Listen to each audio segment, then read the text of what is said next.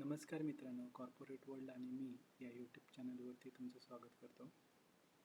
दैनंदिन जीवनात भेडसावणारे प्रॉब्लेम आपण डेटा ड्रिव्हन एक्सेलचा फॉर्म्युला वापरून सॉल्व करणार आहोत. आय होप, मी आशा करतो की तुम्ही कधी ना कधी रूम रेंट करताना भरपूर बिल्डिंग्स घरे पाहिले असतील. त्यावेळेस तुम्ही काय करता, 1, 2, 3 असतील तर डिसिजन लगेच घेता. बट 10 ते 15 असतील त्यावेळेस जे लेटेस्ट असते तेच तुम्हाला छान वाटतं. पण कधी कधी तो डिसिजन आपला फेल होतो. तर तो कसा सॉल्व करायचा याच्यासाठी आपण एक एक्सेलचा फॉर्म्युला वापरणार आहोत.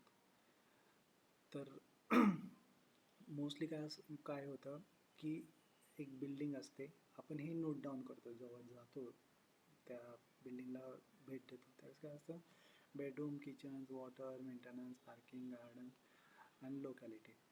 अजून भरपूर सारे फॅक्टर असू शकतात, कंपोनंट फॅसिलिटी असू शकतात, पण आपण मोजक्याच घेतल्या.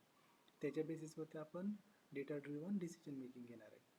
तर आपण काय केलं, गेलो पहिल्या बिल्डिंगला गेलो, तिथं बघितलं बेडरूम कसा ओके आहे, किचन नॉट ओके, वॉटर पाण्याची सोय कशी नॉट ओके आहे, मेंटेनन्स नॉट ओके आहे, parking not okay, garden okay, locality not okay. आता आपल्याला फॉर्म्युला काय करायचं माहिती आहे का, नॉट ओकेवाले कोणते कोणते कॉम्पोनंट्स आहे त्याची लिस्ट. जेवढी जास्त नॉट ओके, आपण रिजेक्शनचे चान्सेस आपण ठरवणार की आपल्याला तिथं रूम नाही घ्यायची. तर त्यासाठी एक फॉर्म्युला आहे, is equal to text join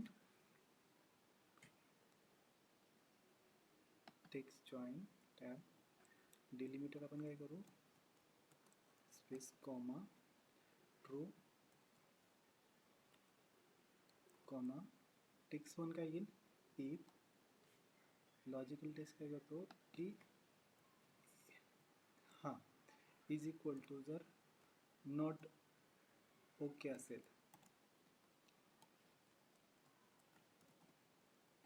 तर व्हॅल्यू ट्रू काय कर, माझं वरचा रिझल्ट आहे.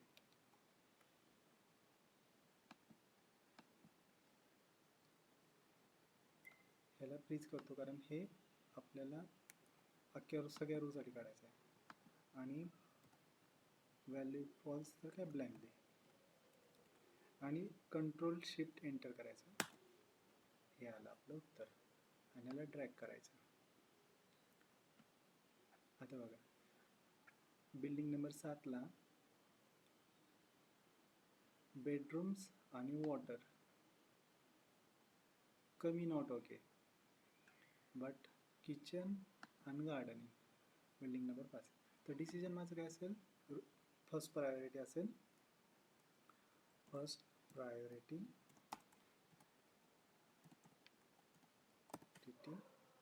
Building number 5. हा झाला माझा फर्स्ट डिसिजन मी रेंटने घर घेण्यासाठी. दुसरा एक कॉर्पोरेट वर्क रिलेटेड सिनारिओ आहे. तुम्ही तर पाहिलं असेल की मोठमोठ्या बिल्डिंग असतात, विंग वाईज असतात, आणि त्या प्रत्येक बिल्डिंगमध्ये फ्लोर असतात, first floor to ground floor basement. आणि त्याच्यात ॲन्युअल मेंटेनन्स सर्व्हिसेस असतात, ज्याच्यात फायर सर्व्हिस रिलेटेडच्या ॲक्टिव्हिटीज केल्या जातात. आणि त्यांना ते 6 महिन्याला किंवा 4 महिन्याला ते चेक करायचं असतं की ह्या सिस्टम्स व्यवस्थित वर्क करतात का नाही. मग त्याच्यात काय काय असतं की ते फायर एक्सटिंग्विशर, जर आग लागल्यानंतर ते विझवण्यासाठी फायर एक्सटिंग्विशर असतात, ते चालतात का नाही, त्याचं प्रेशर व्यवस्थित आहे का नाही, किंवा ते गंजविंज वगैरे चढलं आहे का, त्या व्हील जे फिरवायचं असतं पाण्याचं त्याला नट बोल्ट व्यवस्थित आहेत का, त्याच्यातला तो पाईप असतो तो व्यवस्थित आहे का, त्याचे ते डोअरच्या किल्ल्या वगैरे आहेत का, होज बॉक्स कसा आहे, तो बॉक्स कसा आहे, कॅमेरे व्यवस्थित चालतात का, त्याची मोटर चालू आहे का, बॉल व्यवस्थित आहेत का, स्प्रिंकलर ते पाणी फेकते का, असं सगळ्या गोष्टी, स्मोक डिटेक्टर व्यवस्थित आहे का, हे सगळं पाहिलं जातं. ह्याचं सर्वांचं सर्व्हिसेस बघितली जाते.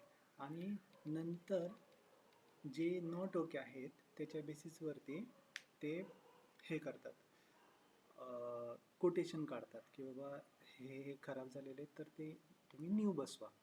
अशा पद्धतीनं हा कॉर्पोरेट वर्क रिलेटेड प्रॉब्लेम आहे तो आपण ह्या फॉर्म्युल्यानं पण हे करू शकतो, सॉल्व करू शकतो. Text join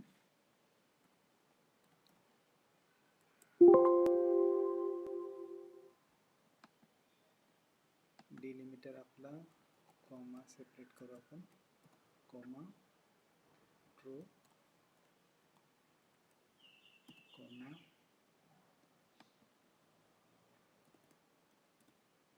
text one if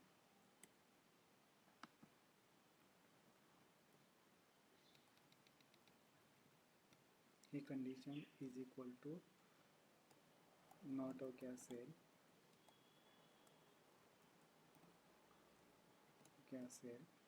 तर मला ते त्या करस्पॉन्डिंग त्याची नावं सांग, कुठल्या कॉम्पोनंटची नाव, कॉमा अदरवाईज ब्लँक दे.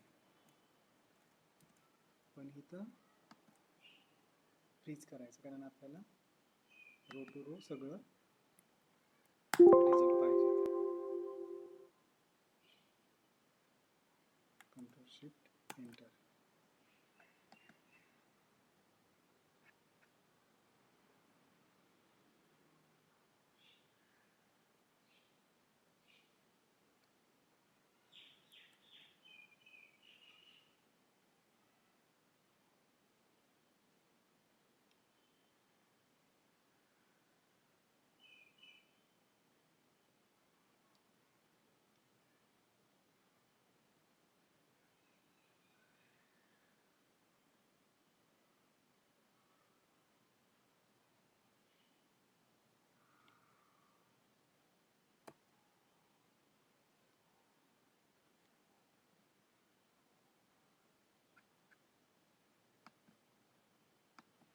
सॉरी इथं स्पेस द्या, म्हणजे तो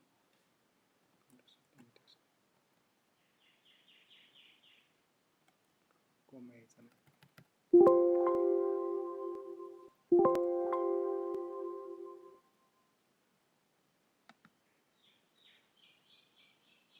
ड्रॅग करा.